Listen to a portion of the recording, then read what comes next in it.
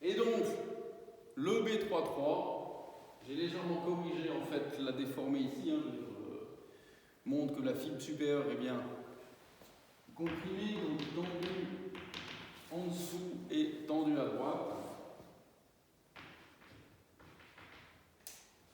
Et je me retrouve avec les valeurs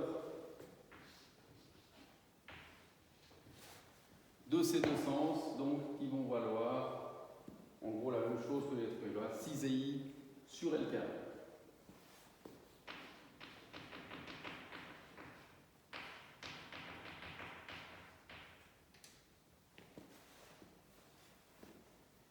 Maintenant, il faut traiter les signes. Ça, c'est un signe positif. Celui-ci, il tourne à l'envers, donc c'est un signe négatif. Celui-ci, il tourne aussi à l'envers, c'est aussi un signe négatif. Deuxième ligne, ça c'est un signe positif. Là, j'ai un signe négatif car il est à l'envers.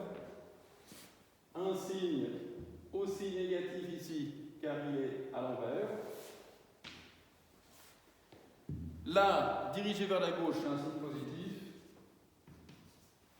Donc là, je suis bien négatif. Et ici, je suis positif. Ce qui veut dire que j'avais mis un signe négatif ici. C'est faux. En effet, je tourne bien dans le sens aiguille d'une montre. Là aussi, donc là, j'avais fait une petite erreur. Vous voyez que le fait de pouvoir vérifier permet de contrôler et puis de contrôler quelques erreurs. Donc voilà pour la matrice de rigidité d'un système comme ça. Donc on a un mélange en fait d'effort horizontal et de rotation. Malgré tout, on a quand même une symétrie de la matrice.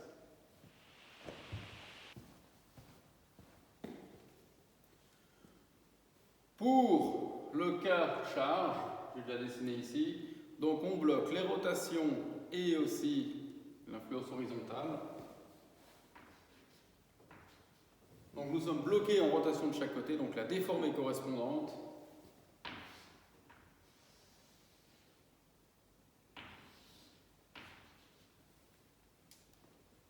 va être celle-ci.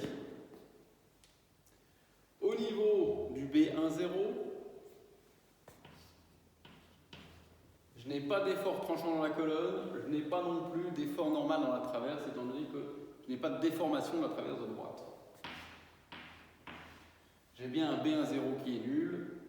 Au niveau du B20, eh ben, je vais avoir seulement un moment ici qui va provenir de cette force. Pour ceci, il faut aller regarder dans la table une poutre bi-encastrée avec une charge, en quoi ça correspond cette valeur. Et enfin, pour la troisième, c'est aussi le moment que je vais avoir ici qui va tendre cette fibre supérieure. Donc voilà pour ce qui est de cet exemple. On va juste regarder un diagramme. On va regarder uniquement les diagrammes correspondant au x2 est égal à 1.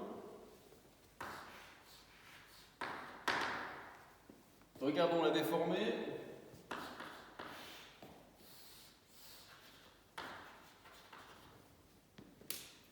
La déformée donc correspond à bloquer le x1, imposer le x2, bloquer le x3.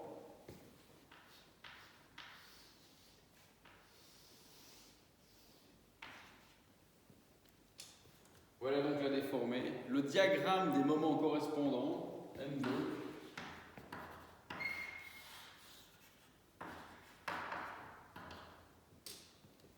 Va correspondre donc à ces déformés, c'est des moments qu'on a déjà calculés. On voit que le côté de la fibre tendue est à gauche et à droite.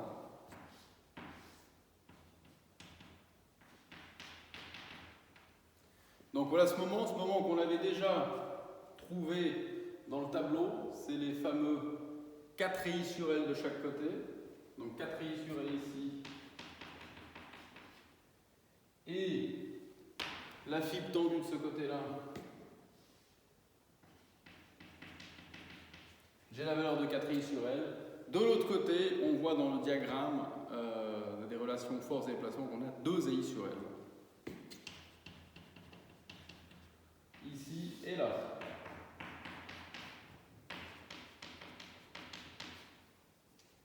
Voilà le diagramme des moments. Je n'ai pas de moment dans la colonne de droite. Le V2 provient directement de la dérivée en fait de ces diagrammes.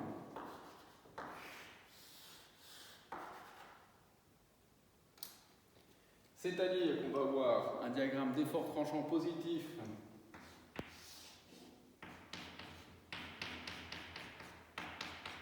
ici c'est une dérivée, donc il faut additionner les deux valeurs. 6i sur L carré, parce qu'on va rediviser par la distance. Je rappelle que le signe plus convient donc à ma convention de signe.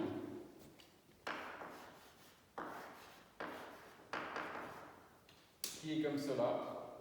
Et le diagramme d'effort tranchant de ce côté-là est aussi positif.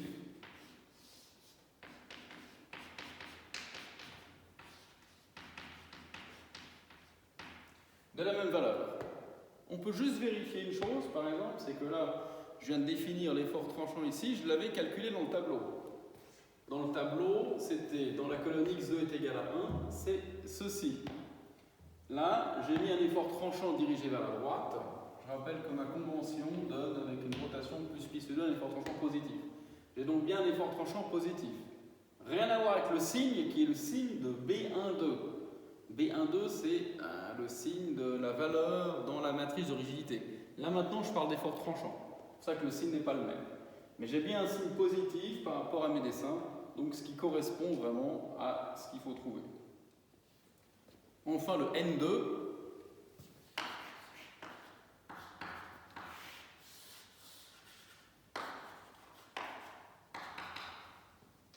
Le N2 donc va être déduit par équilibre du diagramme des moments V2. Donc, ce qu'on peut voir, c'est que ici, là, si je regarde ce nœud-là, ce nœud-là a un effort tranchant positif, comme ceci.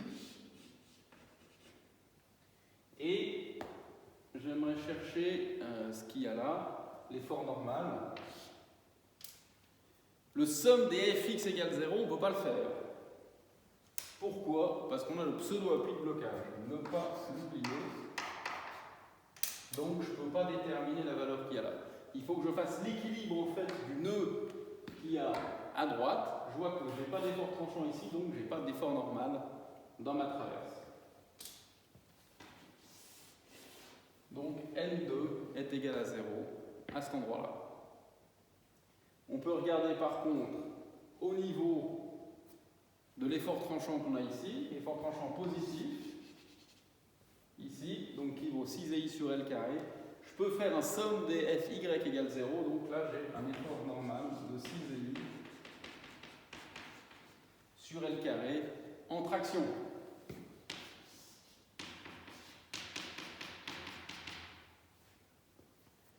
Est-ce que j'ai un effort normal de l'autre côté? Eh bien, il faut que je fasse l'équilibre de ce nœud-là. En effet, si je regarde ce nœud-là, je vais avoir là un effort tranchant positif, donc dirigé vers le bas, qui devra équilibrer par un somme des fy, ce nœud ici. Donc la valeur de 6i sur L carré, je vais aussi retrouver un 6i sur L carré. En compression, cette fois-ci, à cet endroit-là.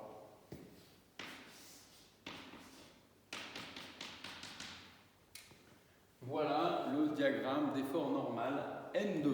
Une petite vérification, une dernière vérification est intéressante. Regardons l'équilibre de la traverse.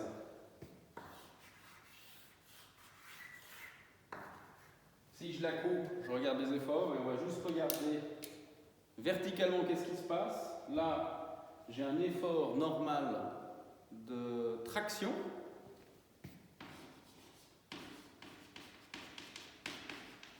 Qui vaut 6i sur L carré. Là, j'ai un effort normal de compression.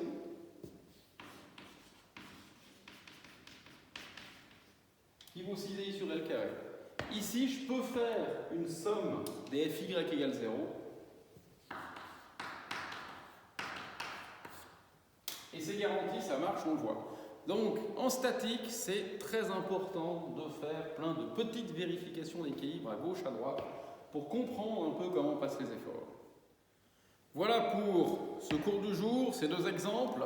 Donc en statique, vous le verrez plus tard dans la profession, le cheminement des efforts est quelque chose de très important et surtout la notion d'équilibre. Et bien contrôler dans vos structures finales, lorsque vous concevez un détail, une réparation ou autre chose, si déjà au niveau du placement des efforts dans les structures c'est correct, si au niveau des sections aussi c'est correct, donc voir si on arrive toujours à garantir ces différents équilibres et avoir un peu une notion de ces forces, c'est-à-dire que si vous avez une énorme dalle qui doit être tenue par un petit spaghetti, ça c'est clair, ça ne marche pas. Je vous remercie de votre attention et vous souhaite un bon travail pour les exercices. À lundi.